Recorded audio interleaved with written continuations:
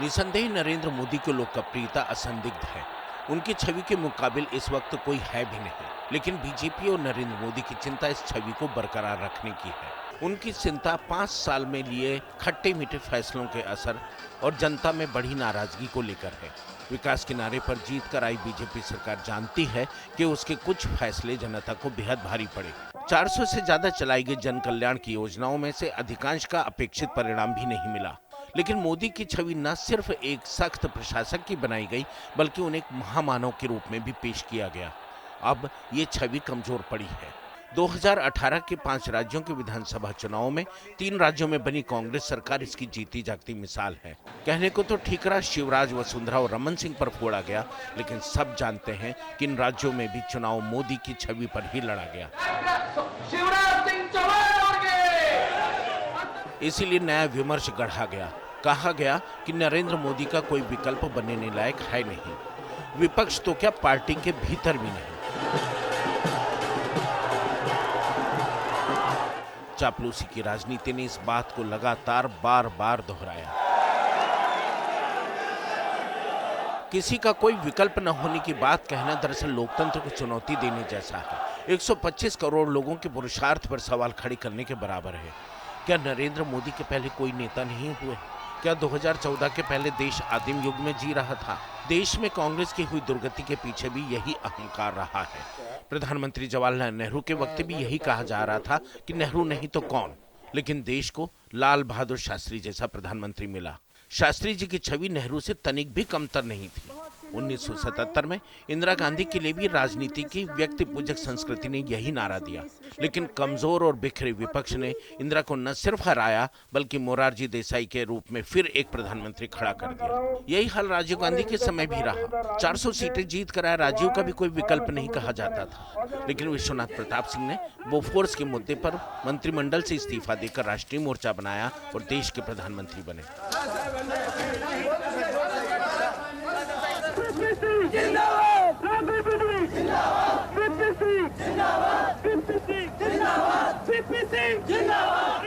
वहीं अगर 2004 याद करें तो प्रधानमंत्री अटल बिहारी वाजपेयी के कद के नेता आजाद भारत में कम ही हुए हैं।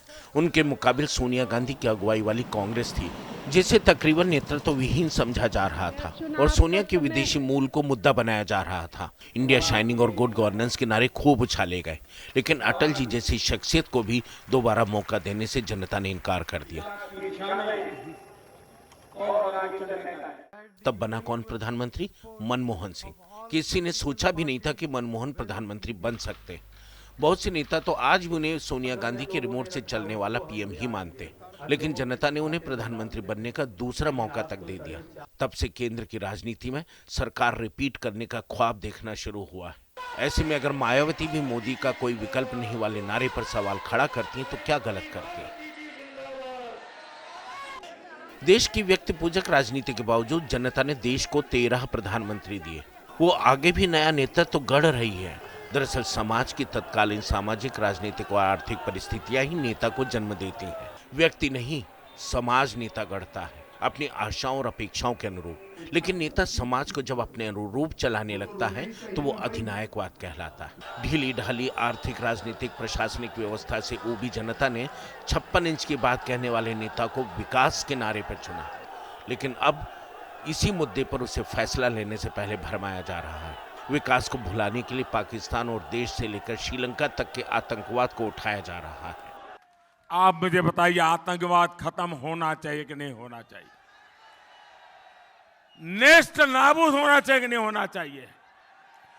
चुन चुन करके साफ होना चाहिए कि नहीं होना चाहिए? कौन कर सकता है ये काम, बताइए? मोदी के सिवाय कोई नाम दिखता है? मोदी के सिवाय कोई नाम दिखता है? आपको बता दीजिए, कोई कर सकता है क्या?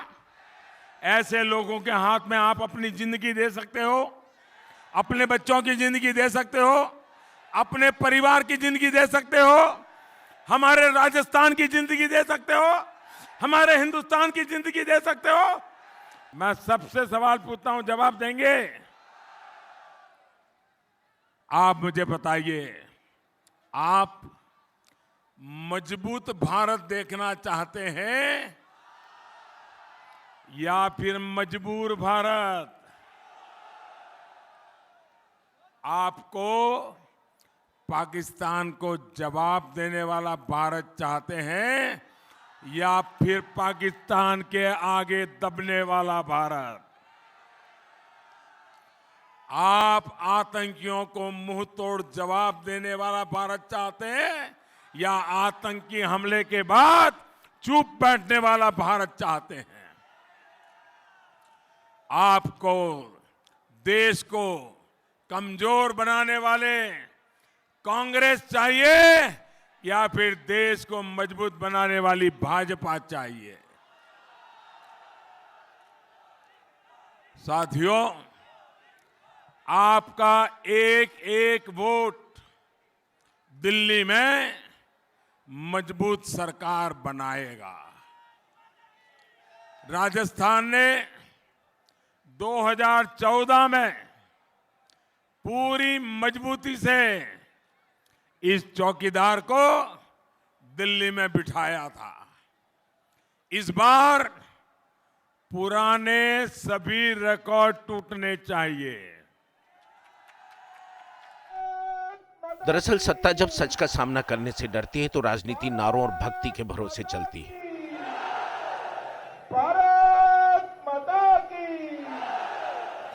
सत्ता से सवाल देशद्रोह की श्रेणी में रखे जाते हैं। सत्तारूढ़ दल से द्रोह को देशद्रोह मान लिया जाता है।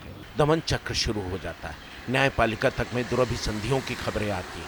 न्याय व्यवस्था को प्रभावित करने के लिए षड्यंत्र रचे जाते हैं। सीबीआई अपने ही मुख्यालय में देर आधी अंधेरी रात को छापे मारती। सर्वोच्च न्यायालय सरकार की ऐसी कार्रवाई को अनुचित ठहराता है। रिजर्व बैंक का गवर्नर पहली बार अपना कार्यकाल पूरे किए बगैर पद से इस्तीफा दे जाता है। प्रधानमंत्री के एक नहीं कई आर्थिक सलाहकार पलायन कर जाते हैं। चुनाव आयोग पर धृतराष्ट्र होने का आरोप लगता है। आतंकवाद की आड़ में सांप्रदायिक प्रचार खुलेआम होता है। संजोग से संबल से प्रत्याशी यही समाजवादी पार्टी के वर्तमान प्रत्याशी हैं। मैंने इनसे पूछा, मैंने कहा भी तुम्हारे पूर्वज कहां से हैं? तो सज्जन बोल पड़े कि हम बाबर की औलाद हैं। सेना की कुर्बानी को भुलाया जाता है। चंद चापलूस तो मोदी की सेना तक कहने से नहीं चूकते। आचार संहिता की धड़ल्ले से धज्जियां उड़ाई जाती हैं कि तुम जितने भी ये समाजशास्त्री हैं या जो एजुकेशनलिस्ट हो, उनके दिमाग में भर दो कि भावी पीढ़ी को ये अलाउद्दीन चिराग वाली कथा सुनाना बंद करें। ऐसे में विपक्ष को इलेक्ट्रॉनिक वोटिंग मशीन तक में खोट नजर आने लगता है। क्यों? क्योंकि सरकार की नीयत और स्वच्छ पारदर्शी चुनाव कराने की मंशा पर ही सवाल खड़े हो गए। पिछले 5 साल के अंदर नरेंद्र मोदी और अमित शाह, इन दोनों की जोड़ी ने मिलके हमारे देश का बेड़ा गर्क कर दिया। पिछले 5 साल के अंदर, पिछले 5 साल में इन दोनों ने मिलके इतना भ्रष्टाचार किया है। मुझे लगता है 70 साल में सबसे ज्यादा करप्ट और सबसे ज्यादा भ्रष्टाचारी सरकार अगर कोई है तो वो नरेंद्र मोदी और अमित शाह की है। दरअसल ऐसा नहीं है कि मोदी सरकार ने काम नहीं किए। कौन सी ऐसी सरकार रही जिसने 100% नतीजे दिए हों? लेकिन सरकार को काम से ज्यादा प्रचार पर भरोसा रहा। फिर एक बार भारत माता की। विकास के बजाय इश्तेहार, बड़े बड़े जलसे और जुमलेबाजी पर ज्यादा विश्वास किया गया, जनता पर नहीं। से चौकन्ना है। वो एक अकेला चल पड़ा, मैं उसकी ही कतार हूँ, हाँ मैं भी चौकीदार हूँ। विदेश की धरती से विदेश में प्रचार करने में कोई कसर नहीं छोड़ी गई। गलत फैसलों के लिए जनता माफ करना भी जानती है, लेकिन माफी मांगने के लिए 56 इंच के कलेजे की जरूरत होती है। अरविंद केजरीवाल की मिसाल सामने है। जनता ने माफ कर भारी बहुमत दिया, लेकिन व्यक्ति पूजा की राजनीति ने मोदी नहीं तो कौन के आगे भी एक विमर्श गढ़ दिया। वो है मोदी है तो मुमकिन है। ये नारा भी पुलवामा हमले के ठीक बाद उछाला गया और उसके तुरंत बाद बालाकोट हमले को अंजाम दिया गया। बात इतनी सी नहीं है, खतरा तो इस बात का है कि अब मोदी नहीं तो अराजक स्थिति तक की बात कही जा रही है। जनता के विवेक और लोकतंत्र की क्षमता पर संदेह किया जा रहा है। बड़े बड़े वादे करना नेताओं की फितरत है, लेकिन इरादे साफ रखने की नीयत की जरूरत है। 2019 के चुनाव में नेहरू का इतना जिक्र हो रहा है कि नई पीढ़ी को गांधी, नेहरू, सुभाष पटेल का इतिहास पढ़ने के लिए मजबूर कर रहा है, उसे समझने के लिए मजबूर कर रहा है कि किसने आजादी की लड़ाई के लिए क्या कुर्बानी दी और किसने नहीं। बारडोली के सरदार को एक दिन ऐसा नहीं जाता है कि आपके उस पाप की सजा 125 करोड़ हिंदुस्तानी न भुगत। पंडित नेहरू को बिठा दिया गया। अगर देश के पहले प्रधानमंत्री सरदार वल्लभ भाई पटेल होते तो मेरा कश्मीर का यह हिस्सा आज पाकिस्तान के पास न होता। आपके मुंह में लोकतंत्र शोभा नहीं देता। जब बुद्ध परंपराएं थी तब भी हमारे देश में लोकतंत्र की गूंज थी। ये कांग्रेस और नेहरू जी ने लोकतंत्र नहीं दिया। समझना यह होगा कि पॉलिटिकल मार्केटिंग का असर बहुत ज्यादा देर तक टिकता नहीं है।